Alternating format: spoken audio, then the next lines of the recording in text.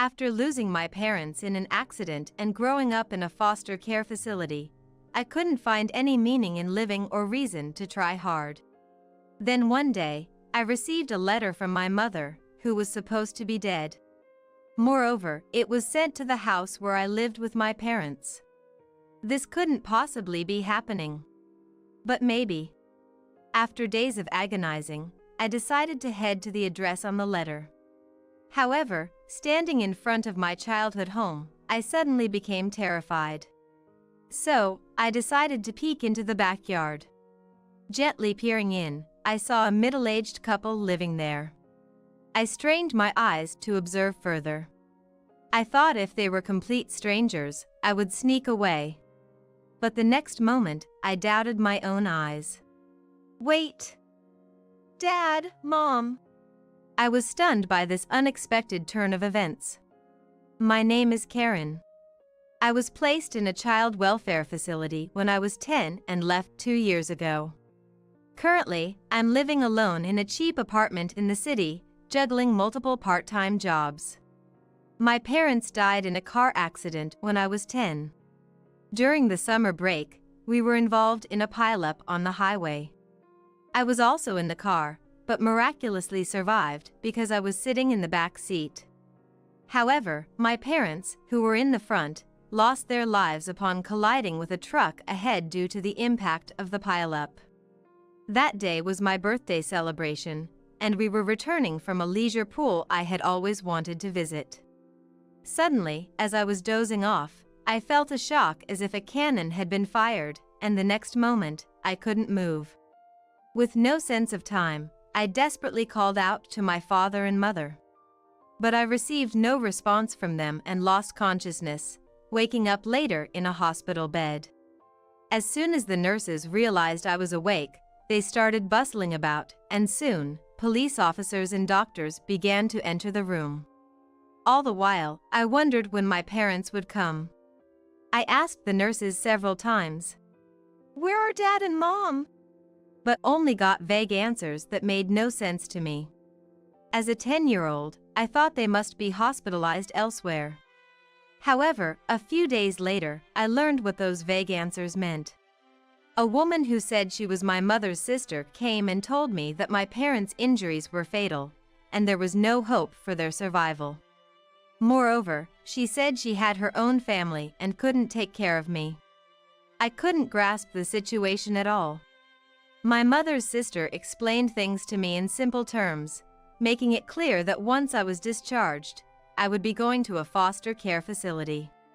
I had many questions about what would happen to our house, my school, etc., but I felt slightly relieved at the prospect of not becoming part of a stranger's family. I remember that feeling well. After my injuries healed and I became mobile, I went to the foster care facility without returning home. My mother's sister had taken care of the funeral and sorted through our belongings while I was hospitalized, and my things were sent to the facility. We had been corresponding by letter since I was in the hospital, so I was informed of this in advance. To be honest, it felt like strangers were rummaging through our home, which I disliked, but there was nothing a 10-year-old me could do about it. I never imagined I wouldn't be able to return home. I wanted to know why but didn't know whom to ask or how to express it. Everything progressed without my consent, and I just went along with it. Those were my days. Even after entering the foster care facility, I received a few letters a year from my mother's sister, but the content was always the same. "Are you okay? Do you need anything?" At first, I responded, but soon ran out of things to write. So, gradually, I stopped replying to the letters I received. I had never met my mother's sister before my parents' death, so she was like a stranger to me. I didn't feel anything being worried about by a stranger, and the letter exchange felt like a hassle. Perhaps she sensed my feelings because the letters from my mother's sister gradually decreased over the years. By the time I left the foster care facility, I had almost forgotten about the letters, becoming distant. I always felt as if I had been left behind in an unknown world, spending my days in the foster care facility. Because the funeral was over while I was hospitalized and I came to the facility without ever returning home, it felt like the reality of the situation never fully set in. Why am I even here? I always felt this sense of alienation deep inside me. And as I grew older, this feeling of being an outsider turned into a sense of loneliness that stayed with me. I have nothing left. There's no point in trying when there's nothing there. That's how I came to despise everything and lost all motivation. So, after graduating high school and leaving the facility to find a job, I couldn't fit in with the atmosphere at work or bridge the gap with those around me, leading me to quit shortly after. I became a freelancer, but I never felt like I belonged anywhere, and none of the jobs lasted long. The intervals between finding new work grew longer, and my already meager savings quickly depleted. I was living day to day on what little I could earn from temporary part-time jobs, barely managing to keep myself fed. Is there really a point to living this lonely existence? Would it be easier just to leave my apartment and live on the streets? I pondered this idea many times, but always stopped short at the last moment. I thought that my parents would be sad if they knew I was living on the streets. Even though I knew I could never see them again, I didn't want to do anything that would make them sad. One day, when I was exhausted from this daily struggle, I received a message that a letter addressed to me had arrived at the foster care facility I had left. Perhaps due to the guilt of quitting my job soon after starting, I had been avoiding any contact with the facility. So, I intended to ask them to dispose of the letter without reading it. However, the moment I heard who the letter was from, I was shocked. It was from my mother, who was supposed to have died in an accident when I was 10. I immediately went to the facility to collect the letter. My mind was a mess ever since I received the call. My parents died in an accident when I was 10. That was an unchangeable fact. So, miracles don't happen, and the letter must be some kind of mistake. I tried hard to calm myself down, not wanting to indulge in escapism. But contrary to my efforts, the irrational hope that perhaps the report of their deaths was a mistake kept surfacing in my mind. If my mother was alive, why had she left me in the facility all these years? What does sending a letter now change? As I rode the train to the facility, I kept pondering these questions. But I couldn't come to a satisfying conclusion or sort out my feelings by the end. Instead, my mind was a whirlwind of confusion, joy, questions, anger, and sadness, feeling like I might burst into tears at any moment. When I finally arrived at the facility after more than an hour, my mind was blank from overthinking. Let's just see the actual letter before I think any further, I muttered to myself as I entered the facility.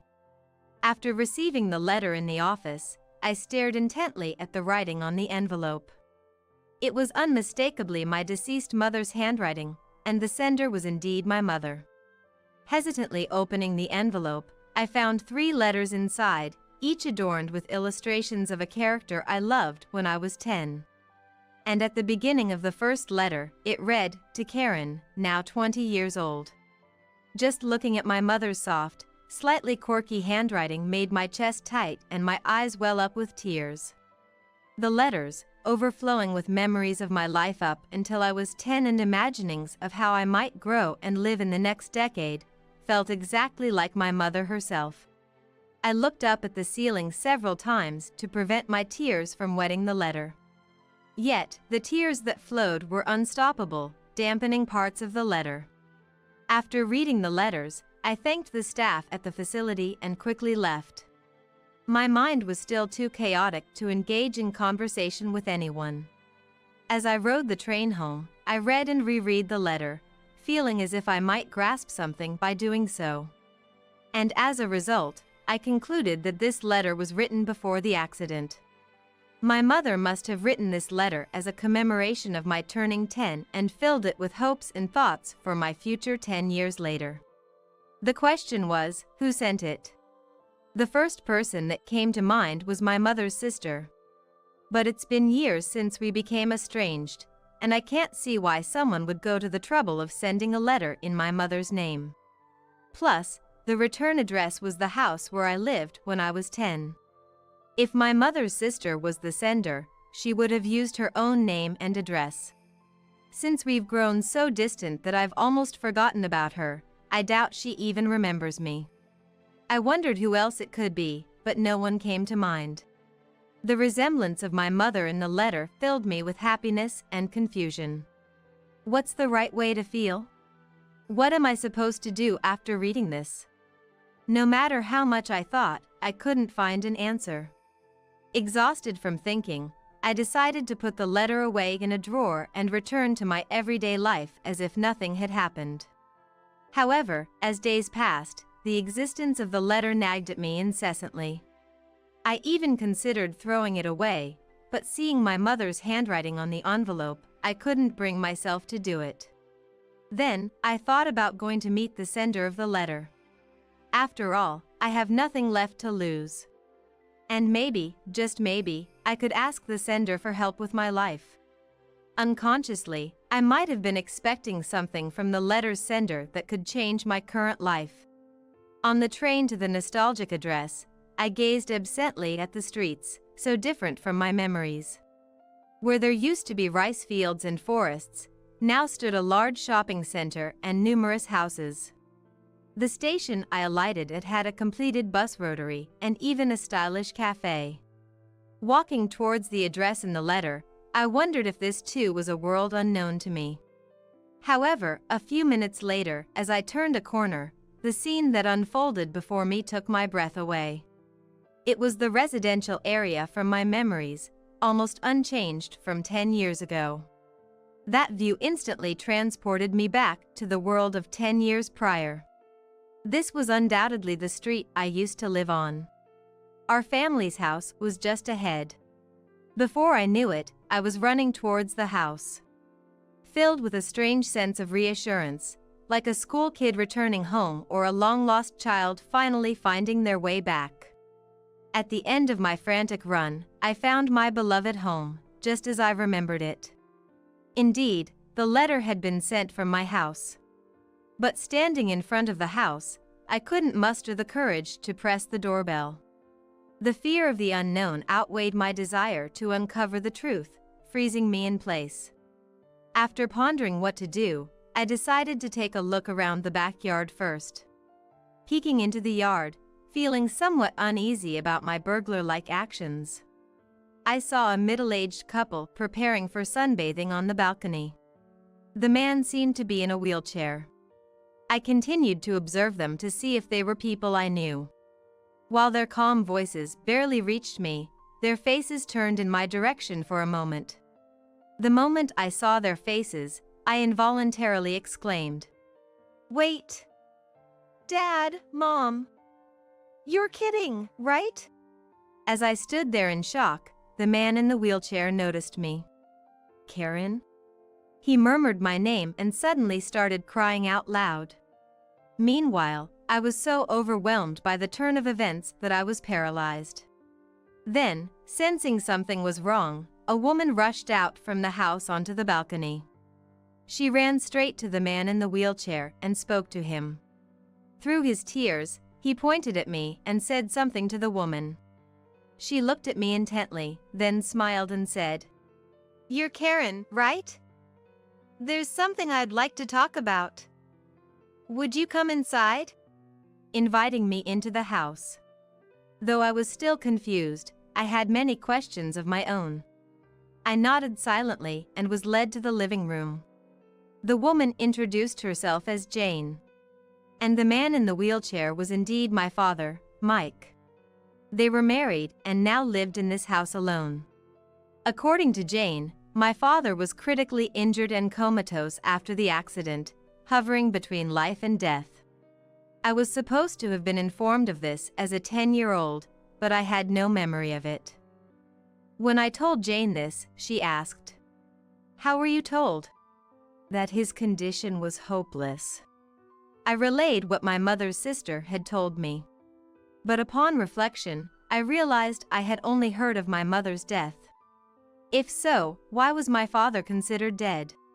With Jane's help, I spent hours reconciling my memories with the truth. As a result, I realized I had made a huge misunderstanding. Unable to comprehend that my father was in a coma after the accident, as a 10-year-old, I developed a one-sided resentment towards him for never coming to see me. Dad never comes to visit. It must be because he's mad at me for wanting to go to the leisure pool. That's why Mom died. That's how I felt, believing that my father had come to dislike me. And somehow, that morphed into the belief that both my parents had died in the accident. I guess it was less painful for you at the time to think that both had passed away, rather than feeling disliked by Dad, Jane suggested, but I was filled with remorse towards my father. Yet, I also had questions. It was terrifying to ask, but I knew I'd regret it if I stayed silent. I gathered my courage and asked Jane, "Why didn't Dad come to pick me up?" Jane paused to think for a moment, then subtly signaled to my father. Without saying anything, he nodded, and Jane began to explain the situation back then. Mike regained consciousness more than half a year after the accident.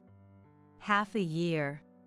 That coincided with the time I was discharged from the hospital. He miraculously woke up, but it took him several more months to grasp his situation.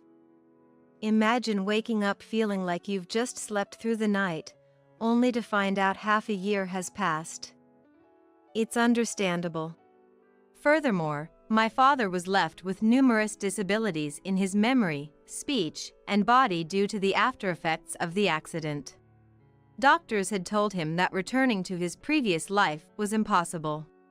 My mother's sister, having heard that recovery was hopeless, proceeded with the arrangements for my admission to the foster care facility as planned. By the time I woke up, there was nothing left. The length and importance of the time I lost while asleep hit me painfully. My father said, his eyes brimming slightly with tears. Jane explained that after being discharged, my father was admitted to the disability care facility where she worked. Even though he wanted to see you, Karen, there was a time when he couldn't speak properly to convey his feelings. At the same time, he began to accept that Mary had passed away, leading Mike into a deep depression that required psychiatric hospitalization. Everyone had lost everything, and like me, my father had been searching for a reason to live amid despair. Hearing this story made me feel incredibly relieved. My father hadn't disliked or forgotten about me. On the contrary, he was so distressed over me that he became mentally ill. Feeling this, a strange warmth began to melt the cold loneliness in my heart. According to Jane, even after returning from the psychiatric ward to the facility, my father's emotional state remained unstable. He refused rehabilitation, didn't eat, and had many incidents of lashing out at staff or throwing things because he couldn't communicate his desires. As the staff's treatment of him gradually became more procedural amidst this neglect, Jane was the one who consistently engaged with him without showing any displeasure. Jane used homemade cards and whiteboards to understand what he wanted to communicate, gave him daily massages to prevent his muscles from stiffening, and visited to practice conversation whenever she could find the time. My father said to Jane, "I see Mary's reflection in you. I thought Mary would be sad to see me like this, so I felt I had to try harder." As he held Jane's hand, it was clear how important Jane had become to my father. I felt a tinge of jealousy towards them. I wished I had someone to support me like that. Later, my father transformed, diligently attending rehabilitation every day and stopping all aggressive behavior towards the staff. The man who initially wouldn't even try to get out of bed at the facility began to go to the rehab room on his own and voluntarily work out. It sounded like a miracle just hearing about it. But the real miracle was yet to come. Thanks to his desperate efforts in rehabilitation, my father recovered enough to lead a normal life. and was able to leave the disability facility. The doctors were amazed, saying they had never seen anyone recover like that. My father said with a hint of pride. Next to him, Jane smiled happily. Her smile, so reminiscent of my late mother, enveloped my heart in a strange, nostalgic warmth. Yet, I hadn't asked about the letter from my mother. Pulling the letter from my bag, I inquired about its origin. Suddenly, my father grew silent and looked down. Seeing this, Jane stepped in to explain on his behalf. After we got married, I found this letter while tidying up the room. Mike had always thought of you but felt he had no right to see her, believing he had avoided you long enough. I convinced him that at least the letter should be sent. Jane's explanation helped piece together the jumbled puzzle in my mind. It all seemed like a twist of fate. My father, unable to visit me due to the accident and his disabilities. Me, mistakenly believing my father was dead. Both of us had been walking through life feeling lonely and overshadowed by darkness. But it was Jane and the letter left by my mother that brought us together. I never forgot about you, Karen, but I felt too guilty for not being able to do anything for so long. I worried that contacting you now would only be a bother. I'm truly sorry. My father apologized. Hearing about his struggles and guilt, I couldn't feel anything but happiness, knowing he had always thought of me. The fact that we both reached a point of despair, at the same time, strangely affirmed our bond as parent and child, almost making me laugh.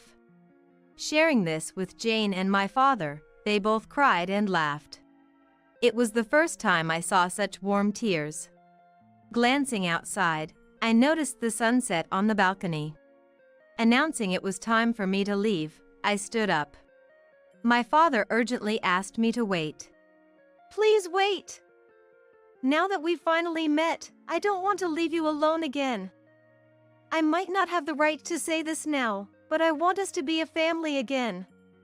Stay here, Karen. He pleaded with tears. I was thrilled to hear how much he cared, but also worried about disrupting the happiness he had with Jane. Torn between refusing and wanting to stay with my father, I was paralyzed. I couldn't find the words to respond, standing frozen. If I were your mom, do you think I would refuse? Jane asked unexpectedly. Surprised, I looked directly at her. Jane smiled at me gently, as if she understood my hesitations. Her smile and her kind, considerate nature reminded me so much of my mother. It felt as if my real mother was encouraging me. And that gave me the courage to be true to my feelings. If you're okay with someone like me, please let me be part of your family. I answered loudly, and my father joyously reacted as if he might leap out of his wheelchair. His happiness made me laugh loudly for the first time in 10 years. I had finally found my place in the world where I belonged. Half a year later. I'm now studying hard to become a flight attendant, a dream of mine. Next year, I plan to take the entrance exams for a specialized school. Before coming back here, I had lost all motivation and given up on thinking about my dreams and future. But reuniting with my father allowed me to consider my future again, guided once more by my mother's letter. In it, she had written, "What are you doing now? Did you become a flight attendant like you dreamed? No matter the future, Mom is cheering for you, Karen." Holding on to my mother's kind thoughts, I've decided to pursue my dreams. And someday, I secretly plan to repay my father and Jane with my first salary.